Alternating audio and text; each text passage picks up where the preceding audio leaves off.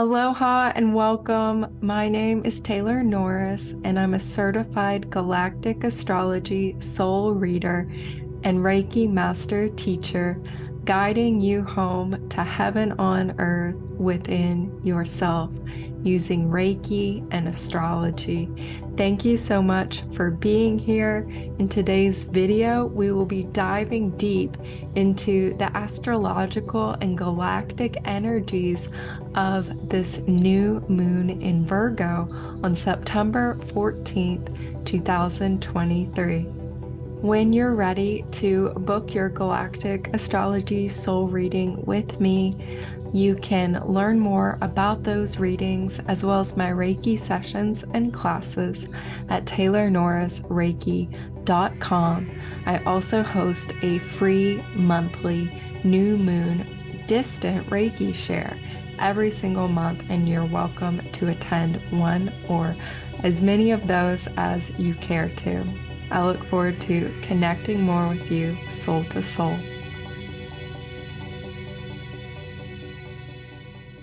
So let's dive into this new moon in Virgo.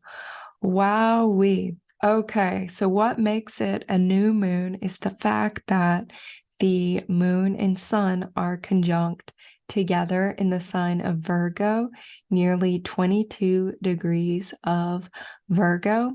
And what I'm really feeling for this new moons are a time of new beginnings. The moon's about to make its full nearly 30-day cycle around the earth, going through all the zodiac signs.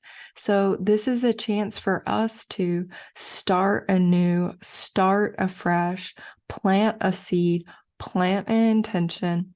That's why I like to hold my distant Reiki shares at the new moon every month to seize that moment and that opportunity to set an intention, plant a seed, and support it energetically in a group of like-minded others. So I invite you to come, or on your own or with your people, do some kind of ceremony to honor this moment.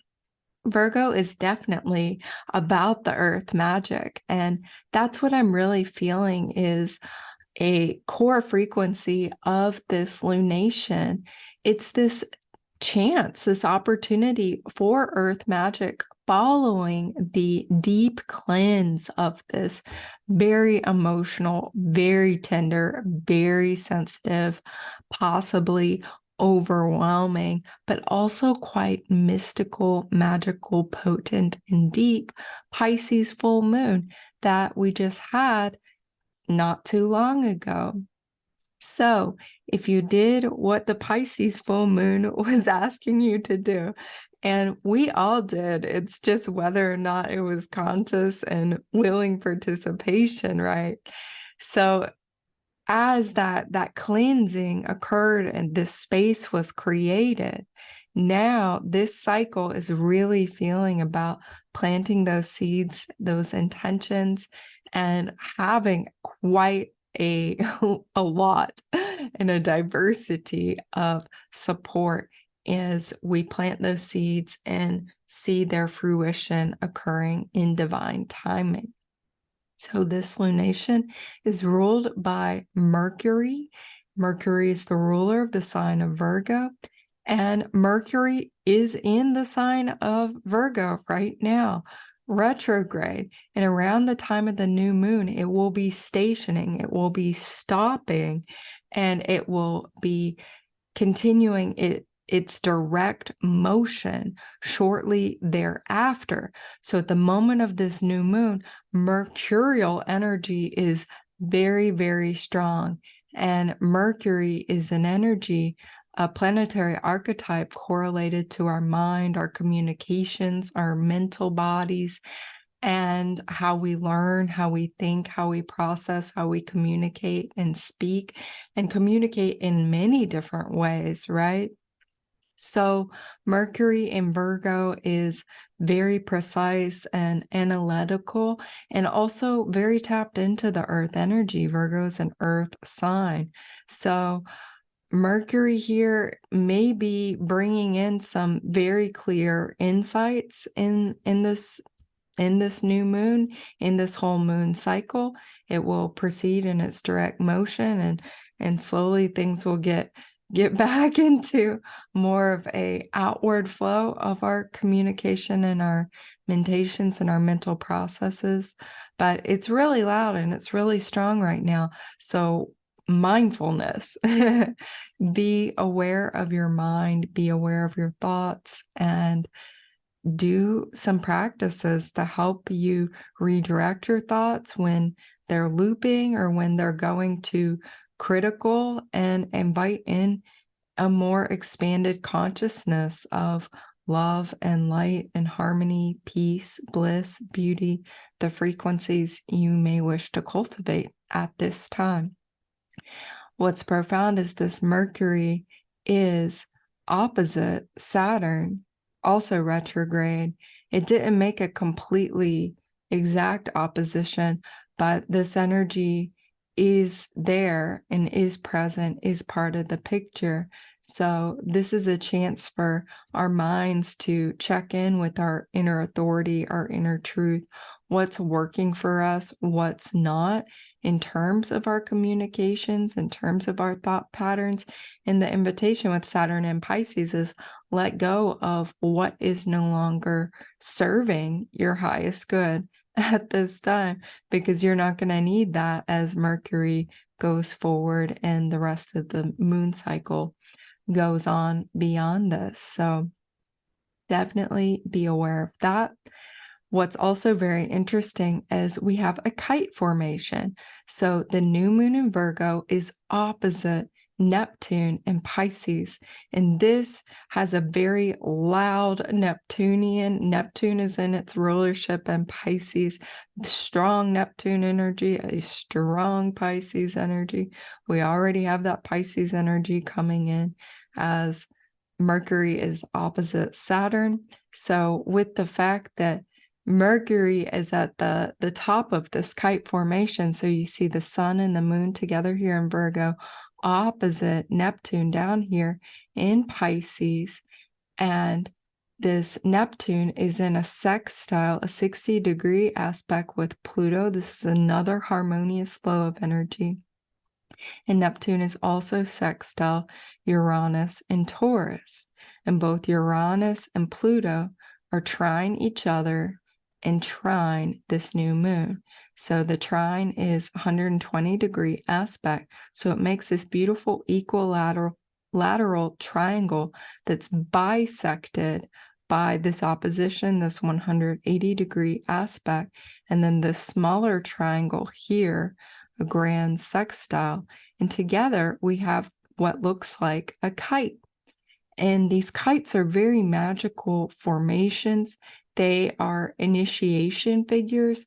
We have a chance to achieve a level of mastery at this time, particularly working with earth energies and water energies. So being grounded, practical, focused, connecting with the earth as a conscious being of light and wisdom and intelligence and aliveness, vitality, as well as working with the water energies, our emotions, our spiritual connection, our ability to go within and access that still, quiet place that knows peace and that knows unity with the source of all that is. And when there's a kite, really the focus is at the tail of that kite, which is this new moon in Virgo. So that's why it's so important now to really set an intention that has the long term in mind.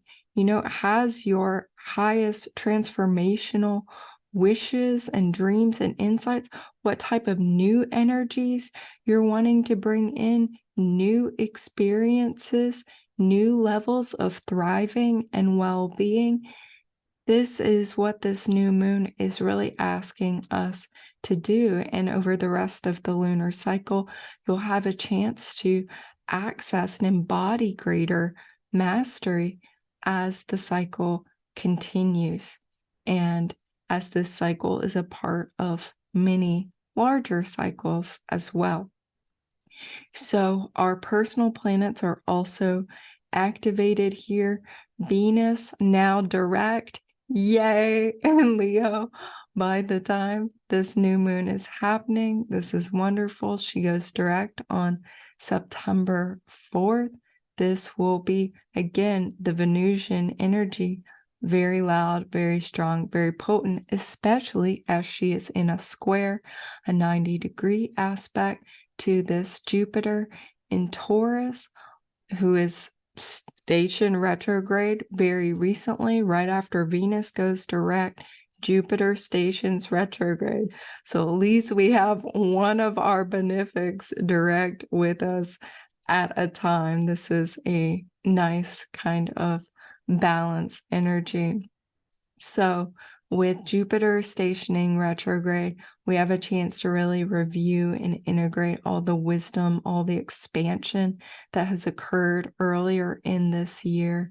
And those two energies in square are really connecting the dots of our self-worth, our self-value, the way we are creatively self-expressing, how we are feeling about ourselves. So this aspect I'm feeling like can help us step into greater alignment with all of those expansive energies we brought in as Jupiter made its way through the early part of Taurus earlier this year, helping us feel more settled, more grounded, more in our power, more connected to the earth. This will be a chance to really help Venus align with that as she moves forward and carries through all of the learning and the expansion and the possibilities that Jupiter helped us pick up these last few months. Venus is also sextile Mars, so those two are working together. Mars in Libra, not a sign it's typically comfortable in. However, Mars in Libra is that ego will, the self-will, in alignment with balance and peace and beauty and the arts, and bringing a greater sense of harmony, win-win solutions for all. So Venus in sextile here is saying that, yeah, we could come up with some very good resolutions and different ideas to solve our problems, as well as have a deeper appreciation for our value, so that this Mars in Libra doesn't just get walked all over, because Venus in Leo is like, no, I'm worth more. Look, it's going to need to be this way. I'm going to help you, Mars, express that and communicate that, and not just be masculine and dominating about it, but be really embodying this higher sense of value and integrity, and expressing what you need to express in a way that honors the divine feminine as well. So divine feminine, divine masculine principles working together here. Venus is also trine to Chiron, Venus in Leo, making 120-degree aspect to this Chiron retrograde at 18 degrees, 49 minutes of Aries.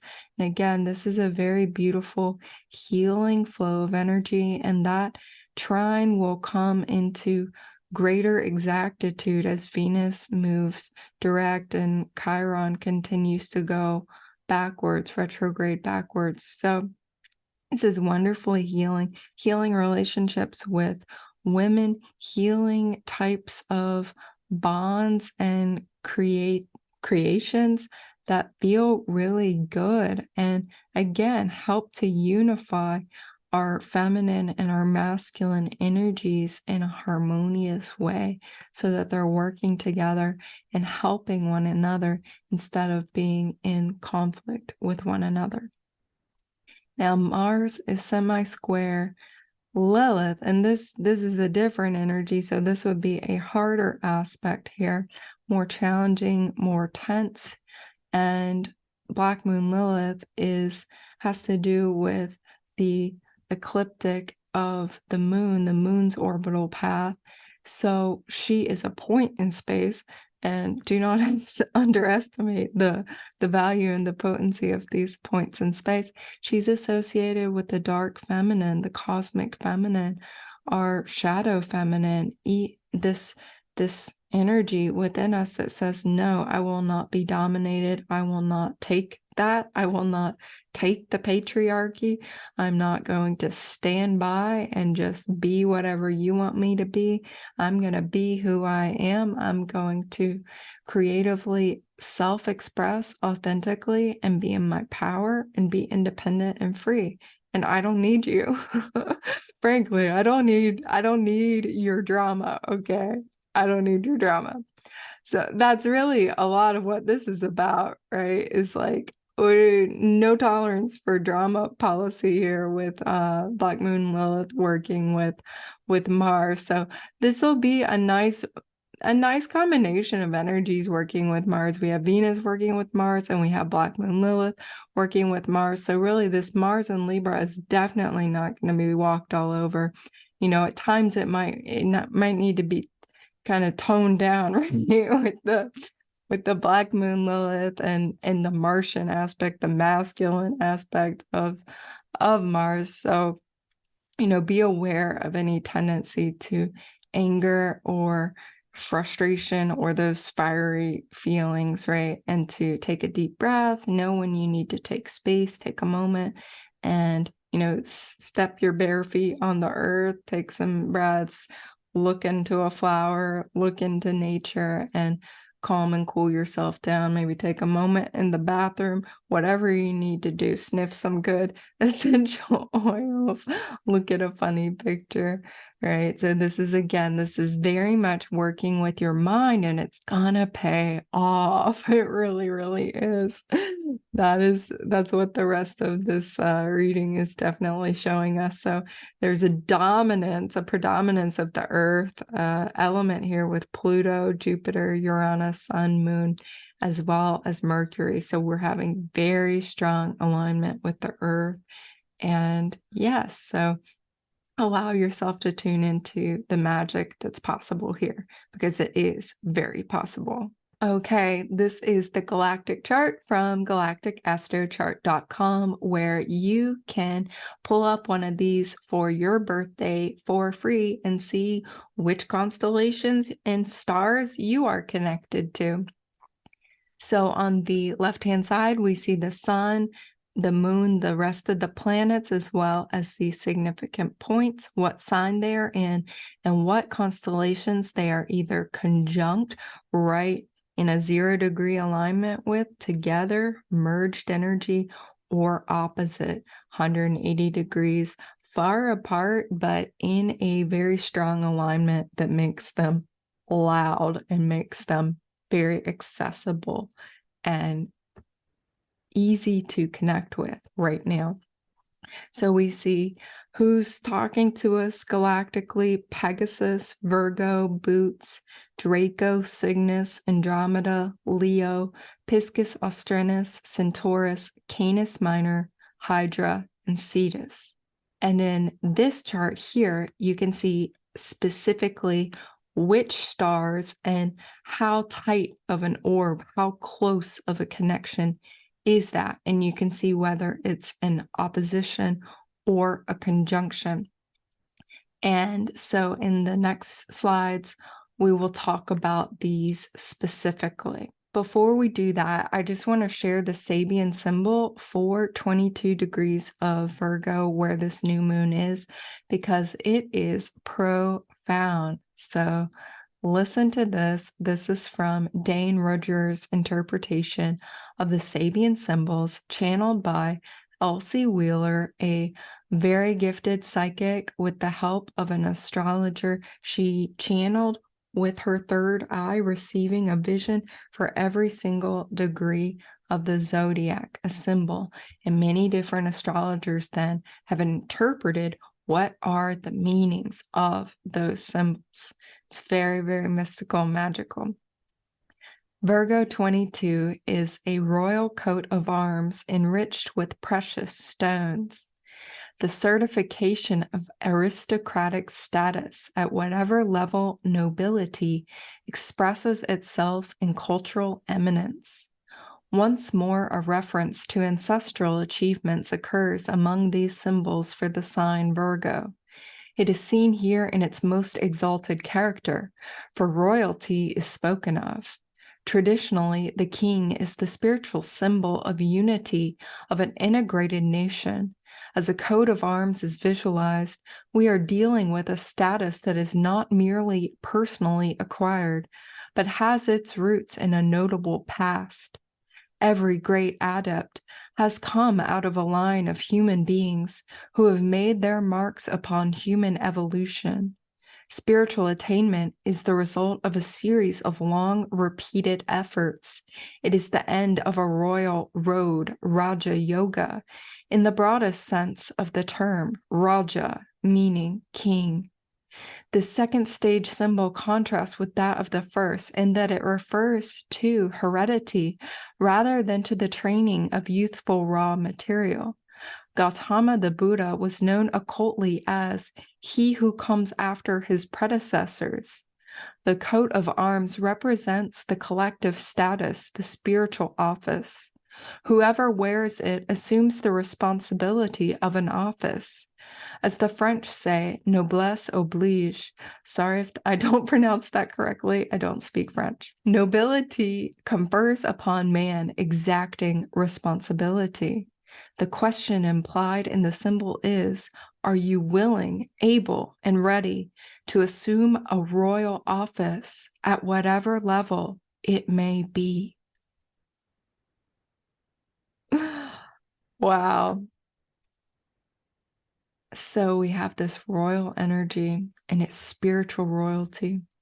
And I'll tell y'all something interesting. After I did the full moon video for this last Pisces lunation, I was reading a book about the yugas, these larger cycles of time, reading about the Raja Rishis, the kings of the Satya Yuga, the golden age times on earth, these enlightened ages of consciousness where we had ascended into the highest expression that humanity has seen, very highly evolved, not technologically and technically in the way that we would consider evolutionary progress at this time, we being the mainstream and ideas that right now we are at our peak and our pinnacle of evolution, which is clearly not the case if you look at what's been found archaeologically and if you have the intuitive capacity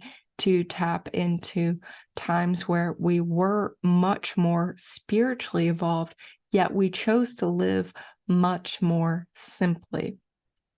The Raja Rishis back in these times, Satya Yuga, the Silver Age as well, Treta Yuga, they were the kings and they were rishis, they were the mystics, they were the ones who wrote the Vedas, the ancient scriptures of the Indian traditions, some of our oldest spiritual texts. And so these were the mystics who preserved that information in these teachings as we went into a descending cycle of consciousness that we had the culmination of right around 500 AD. So luckily, we're in an ascending cycle now. Yay, that's probably why we're here. To help with that ascension, right? That's why we're here. So the Raja Rishis were the spiritual kings. They were the kings, but they did not live like the kings and royalties of today in these really ornate, complex, expensive, just super flamboyant palaces and living in this very materialistic, abundant type of way. They lived very simply. They lived in forest hermitages that were in Garden of Eden like settings, very, very beautiful and simple, and in communion with nature, and in communion with themselves, their spiritual connection, and greatly of service to others. Virgo is all about service. So having this royal coat of arms and this Raja Rishi connection, I really see this new moon as planting this seed and even receiving the sprouting of the seed that we, as Raja Rishis, as spiritual kings in these past golden ages, have planted long, long ago, to remember that that seed of potential and possibility is contained within you. And it, if tended, if cultivated, if said yes to, it will grow and it will flourish and it will help with this wonderful opportunity we have to ascend and enlighten and to not choose to fall back into darkness, but to spiral upwards into greater levels of love, greater levels of light, greater levels of awareness as we as humanity ascend and as the earth ascends as well. She's got a plan for us. She has a very exciting plan for herself as well. And that includes all of us, all life on earth. So meditate upon this symbol and see what comes through for you. I would love to hear if you have some ideas you'd like to share in the comments below. All right.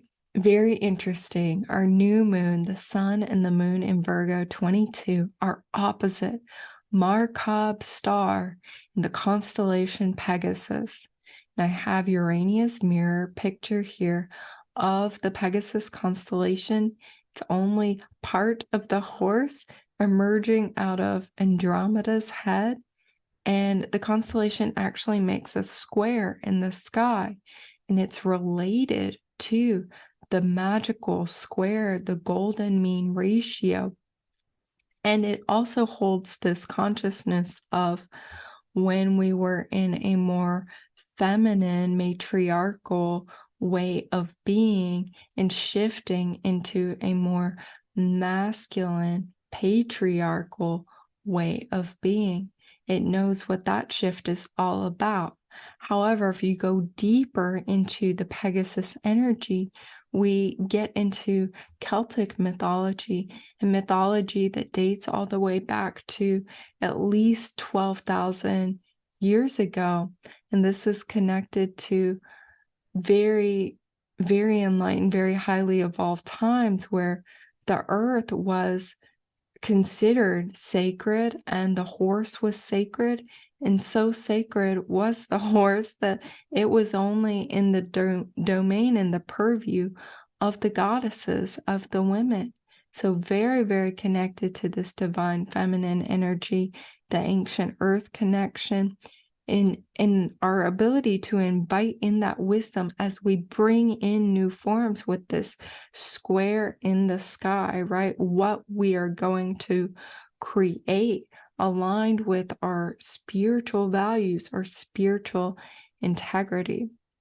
So Markab star in particular helps us maintain stability under pressure, find your good seat, your centeredness, your steadiness, so you can skillfully navigate an ever-changing reality.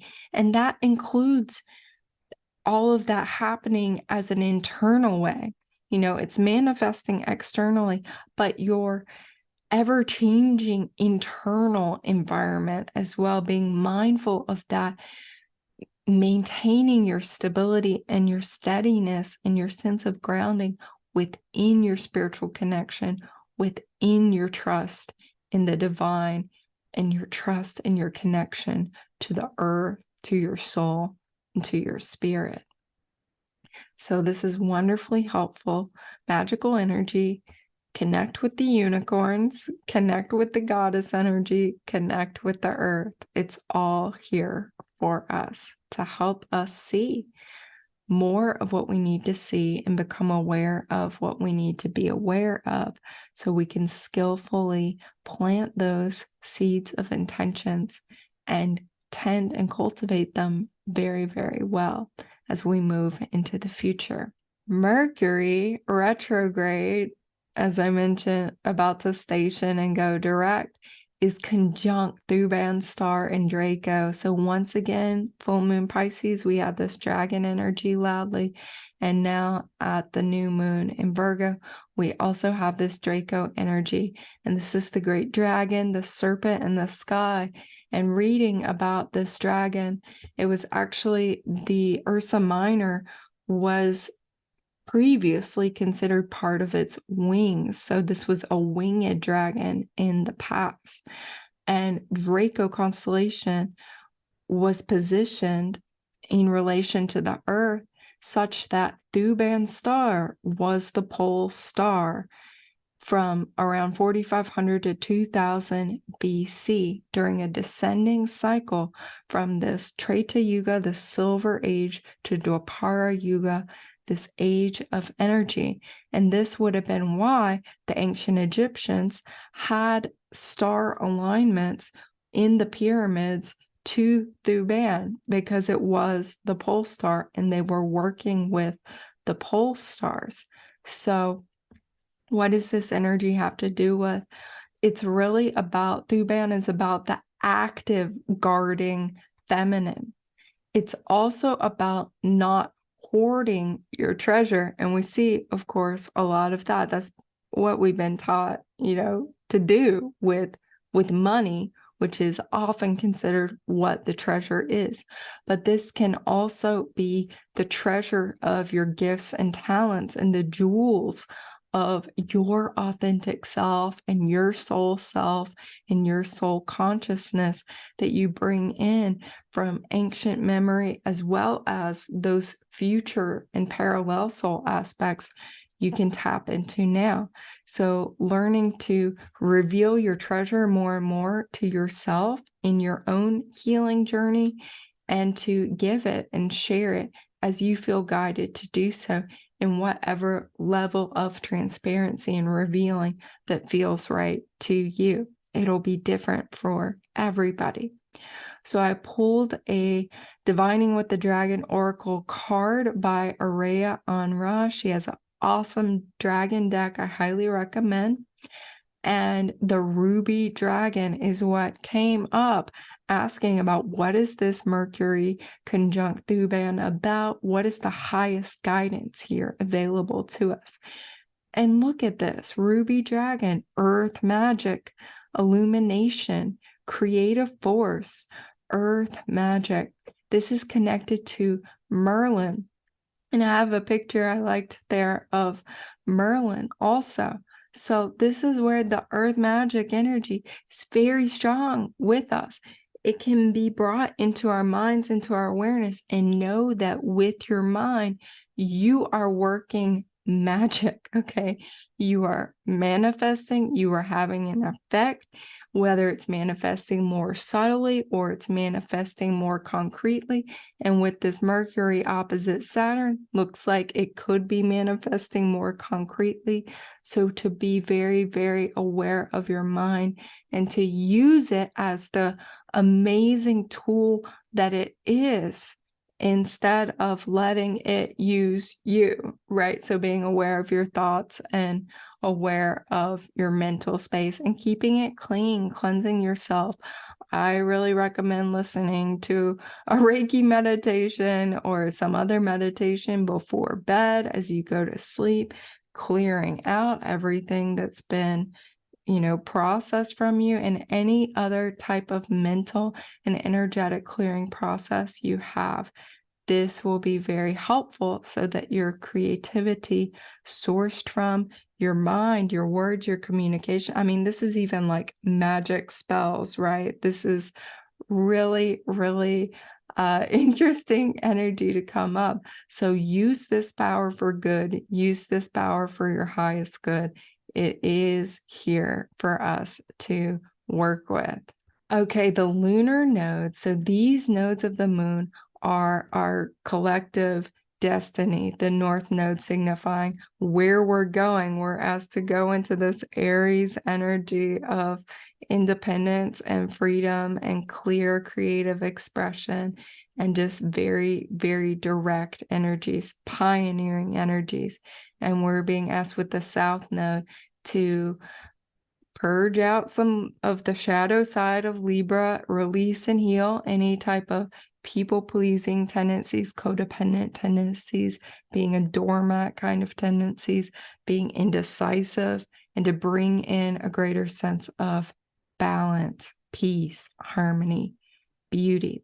So the nodes are aligned with Spica star in Virgo constellation. I have drawn in here in her shaft of wheat that she's holding. And this constellation Virgo is connected to the pure and good goddess of the harvest, the fertility of the earth, independent of the masculine. Okay. And this is wonderful, right? Because we're being asked with this Aries North node to be independent, to be pioneering. And this will help us really upgrade the South Node energies in Libra so that we can be independent, we can be free, we can do Aries in a new way that's not bulldozing, while also not just being a total pushover or in some type of weakness, right? Or vulnerability that's not in a healthy way, as the South Node in Libra is speaking to. Spica star is also linked to your unique, authentic gifts and talents. In a natal chart, it is like, hey, you're talented. And so having it so highlighted right now with the nodes, it's like, hey, past life gifts and talents here. It's with the South Node. So allow those to become into your conscious awareness and integrate into you. Where are they coming from? They could be coming from anywhere in your soul history, but also could be from the golden age of Virgo. So this would have been during Satya Yuga, around 12,000 to 10,000 BC. Some of these lifetimes and memories and frequencies could be coming in. Could also be the next golden age of Virgo, happening around 12,000 to 14,000 CE or AD in the future, right? 10,000 years into the future. Arcturus, yay! Boots constellation, Arcturus star in the knee of the huntsman here. You know, there's some pictures here of what these beings, these beautiful beings of light. And really all this is about is we have the spiritual A-team on deck, on call, helping us say yes to our sacred transformation and highest evolution now, which is what this Pluto square, the nodes, is all about. Spiritual A-team is on deck in the form of spirit guides, could be parallel soul aspects that are linked in or are definitely Arcturian beings. You may be aware you have a parallel or a past or a future soul aspect that is incarnated as an Arcturian light being, is merged with that group consciousness, these beautiful beings of light with this wonderful balance, healing energy linked to Reiki energy. So really, really wonderful. And with the Virgo Spica energy as well, we have the memories from our soul history guiding us as well. So it's a moment of we are the ones we've been waiting for, and it's these other versions of self that are coming into our awareness, helping us evolve, helping us close out this Plutonian process that's happening in Capricorn, especially as it squares the nodes, saying, hey, it's time for this to really transform. It's putting the pressure on so that we're all feeling it and we're all definitely in it. So this is wonderfully supportive energy. Jupiter is conjunct Almach star in Andromeda, and this constellation Andromeda, you see it, Almach star is at her ankle, the bottom of her shin. It's all about freedom. It's all about the natural balance of life and order. Andromeda was the princess, daughter of Queen Cassiopeia and King Cepheus, and they were bragging about how beautiful she was, which angered the gods, including goddess Aphrodite, goddess of love and beauty, did not like this. And so her parents decided to stop bragging about her and to please the gods by chaining her to a rock where she was left to die and be eaten by the monster Cetus, which is very interesting as it's in an alignment we'll talk about in just a moment.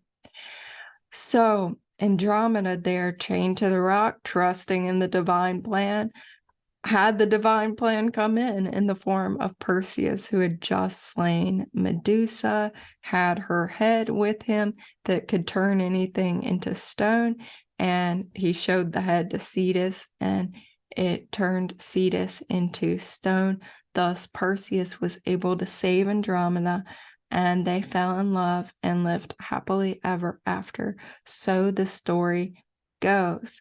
And when I tap into this galactically, I always see these beautiful fairy type realms, kind of like what is shown in the picture, a lot of purple energy, violet energy.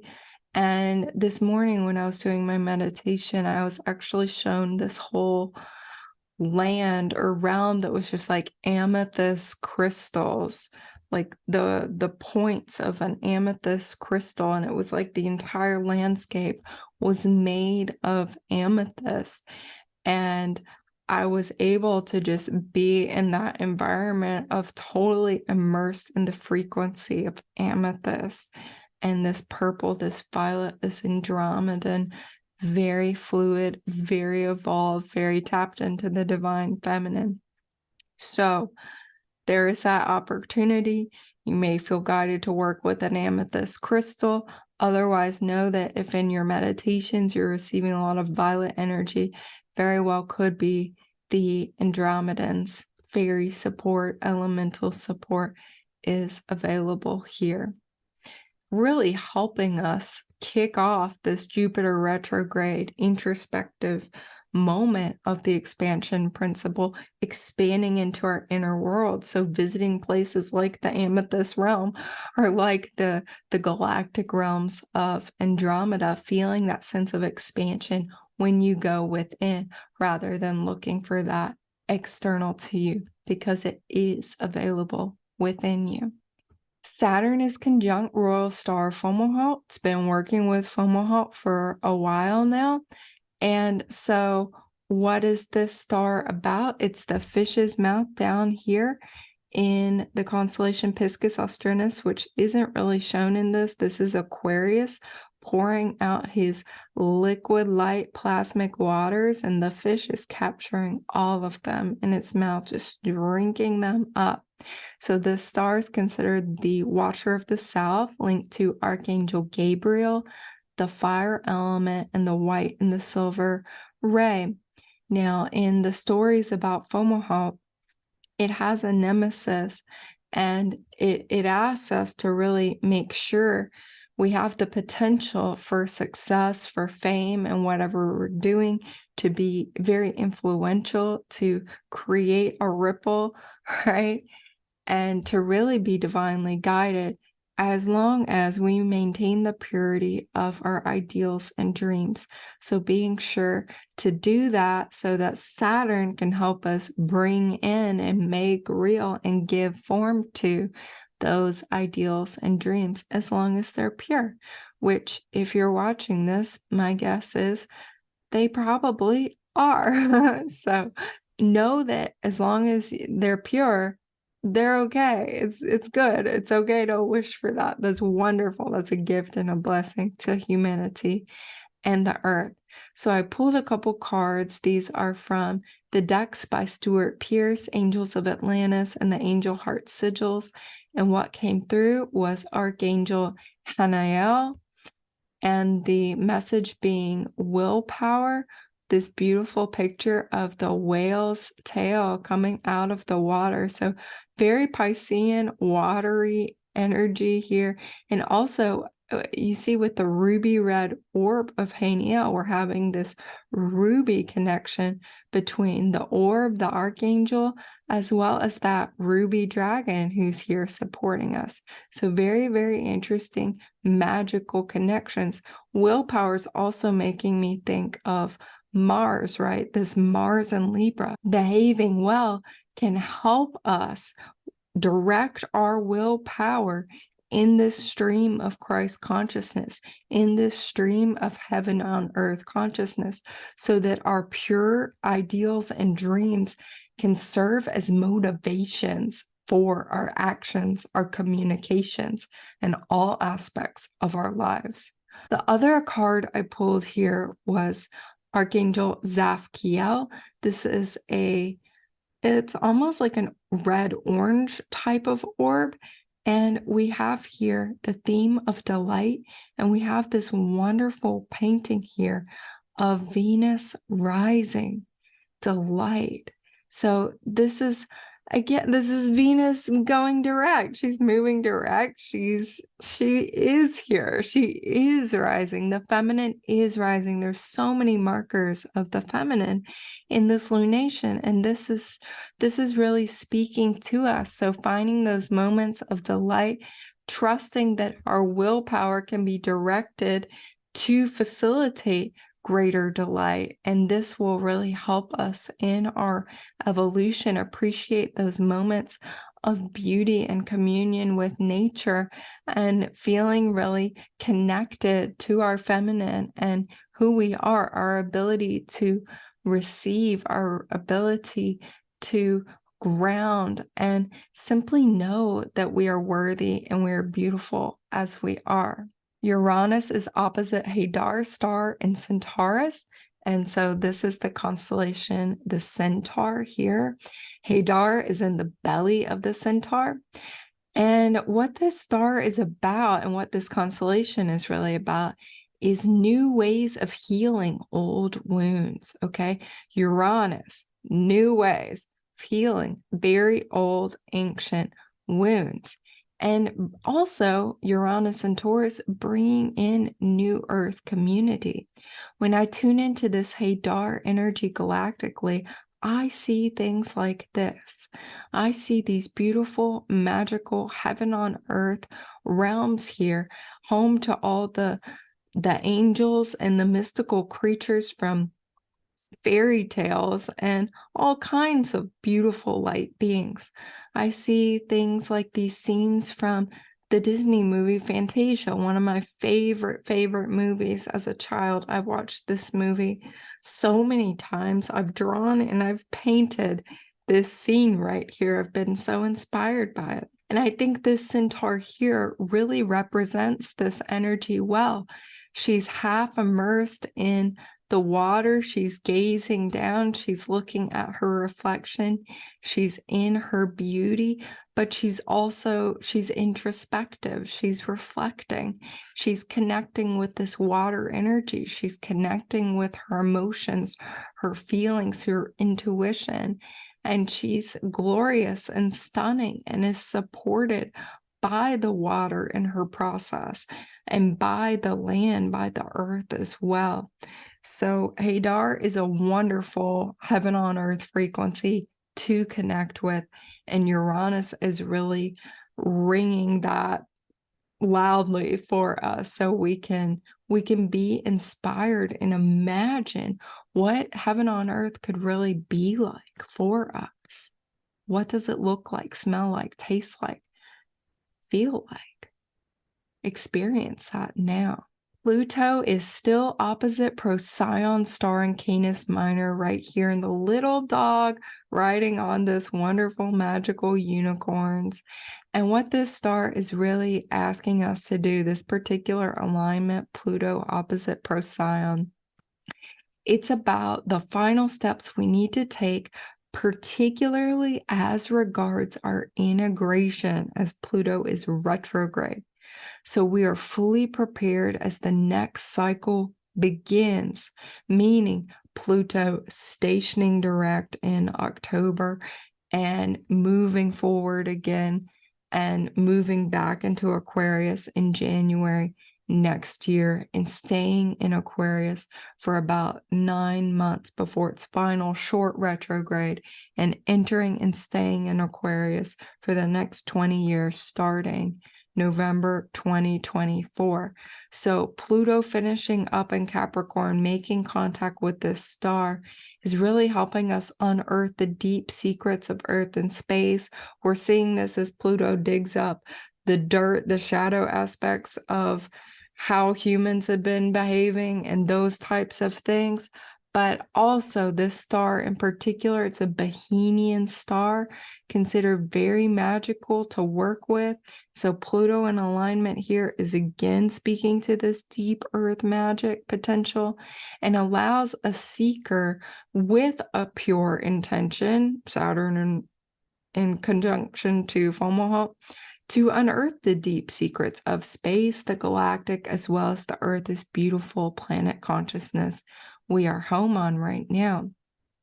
Procyon marks and heralds what's next to come, the rising of the star Sirius. It's heralding the dawning of the much brighter dog star in Canis Major. And so seeing Pluto in alignment with Procyon, it's like we're in the stage just before becoming one with the shining ones. So we're on the Argo ship here. We're taking our spiritual voyage. We're doing the work. We're doing the shadow work. We're doing the healing work, the letting go. We're doing the energy of the moon card. We're seeing what needs to be seen. We're feeling our feelings. We're healing all of that so that the fairies can really come in and help us and grant our wishes as Pluto moves into Aquarius, eases off its square to the nodes here, and we really step into this next level of the age of Aquarius, which really began around the year 2000. So we are in the age of Aquarius by my research, and Pluto moving into Aquarius is going to help us even bring in more of that Aquarian energy that's already there in the larger cycle for us to cultivate. Lilith is still conjunct Alphard star in Hydra, this other serpent dragon in the sky, and this is an extraordinary constellation spanning 4 signs of the zodiac, having so many different star clusters and constellations connected to it.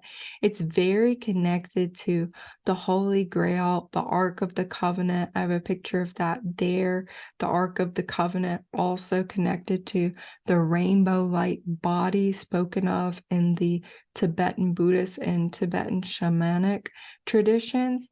And the Ark of the Covenant being a symbol for our inner spiritual technology that is contained inside us and available to us to consciously work with, so we may transform our bodies into light and fully ascend and evolve into light beings, and do so collectively, do so with and through and for the earth. It's part of our innate human wiring, our innate soul wiring. Alphard star is all about mining the unconscious, transmuting strong feelings, particularly anger, into conscious passion and devotional strength and determination. Particularly with Black Moon Lilith there, we may be becoming aware of some of those darker, heavier, more negative emotions and allowing those to channel in healthy ways, and also to do any healing work around them that is needed. As this is also linked to the dragon energies, I pulled some cards: the peridot dragon, the copper dragon, and the diamond rainbow dragon. How extraordinary are these? So really with the peridot dragon, becoming more transparent to ourselves, revealing more of our authentic selves, seeing what we need to see, particularly here with this copper dragon holding the pearl of wisdom. What is that pearl of wisdom contained within you? Having a willingness to become aware of it. It's really interesting too. A pearl was part of the Pisces full moon journey, Reiki journey that I channeled for YouTube as well. So you may want to go back and listen to that and intend to connect with that pearl of wisdom energy, or just be aware of the pearl, the presence of the pearl in your own meditations and spiritual practices this new moon. the diamond and rainbow dragon about inversion, doorways, possibilities. So realizing that so much of mainstream culture and consciousness is actually the opposite of truth. That if you take whatever is given to you at face value, you're just going to be fooled. But if you actually look to its opposite, you may be onto something, right? You may be onto something. It might not be as straightforward, as simple as that, but to really be questioning and seeing through things very, very clearly, especially as this new moon is opposite Neptune. There can be confusion here, but being willing to see things clearly with discernment. Virgo has a lot of discerning energy that can help us see what we need to see so that those doors of possibilities, the field of possibilities, is open and accessible to all of us. And lastly, I will talk about Chiron conjunct Tau Ceti star in Cetus. Chiron, the wounded healer, teacher, mentor, incredible centaur being, is aligned with this star in the belly of the whale. So we were just talking about Andromeda being presumably almost eaten by Cetus. And if you look into the Cetus constellation, the mythology, what we learn is that, again, it's another distortion of the feminine, of monsters and all of that. So really, Cetus is another form of Tiamat, and Tiamat also being captured by the symbolism and mythology of Hydra and Draco as well, which are all aligned and active right now and available to us. So all three, Cetus, Hydra, Draco, all related to Tiamat. Some of you may already be aware of what Tiamat is. For those who are new to Tiamat, in the Babylonian creation myth, the Enuma Elish, Tiamat was the primordial sea goddess, the salt water goddess, whose mating with the freshwater god created all the gods, these various lineages of the gods. And from those descendants, eventually was a god named Marduk. And Tiamat actually was defeated by him. So Tiamat's husband was killed, and she was pressured to take revenge for his death. And Marduk was the leader of the opposing side, and Marduk, a fire god, defeated her and split her open and used her remains to create the earth. He had agreed with her before they did battle that if he won, he would then be in charge. And supposedly he won, and the earth so the physical realm was created from her body. And this is talked about by different people as, the dragons actually holding the structure of the earth, Tiamat being this wonderful being that was then split. I mean, you could even think about that, like the tectonic plates, the ley lines, the dragon lines, all of that. So right now, again, we have this strong, divine, feminine, cosmic feminine, ancient feminine, powerful, creational feminine energy to connect with. Interestingly, too, with Chiron and Aries, that's really working on our masculine archetypal healing, contacting and aligning now with Tau Ceti and Cetus is bringing in that feminine layer. So it's almost like this reconciliation of those energies. We have so many different markers of that, Mars and Venus being in sextile, those aspects I talked about earlier, Black Moon Lilith, semi-square Mars being in the sign of Libra. So reconciliation, inner reconciliation, and seeing that being reconciled, maybe, in other ways, not being reconciled, just being kind of blown up more. I'm hearing tones about that. So for us, though, on the individual level, we can allow that reconciliation to occur within ourselves, and that will help the external drama not be so dramatic, and ultimately be able to mirror the inner reconciliation between those aspects that we are working with as individuals on paths of spiritual practice and awakening and healing. So once again, these are all the alignments that are offered to connect with this beautiful new moon. And I thank you so much for being here. If you want to connect more, please reach out, taylornorrisreiki.com. Thank you for your likes. If you like this video, your shares, your comments, your subscribes. I'm so happy you're here. If you're here, I consider you soul family and would love to connect more with you in a Galactic Astrology soul reading. I also offer more regular astrology readings without the galactic, as well as Reiki sessions, Reiki training classes, and a free new moon Reiki share every month. So thank you for being here. Thank you for being part of this soul family, and happy, beautiful, magical, mystical new moon in Virgo to you. Aho, amen, namaste, and so it is. Mahalo.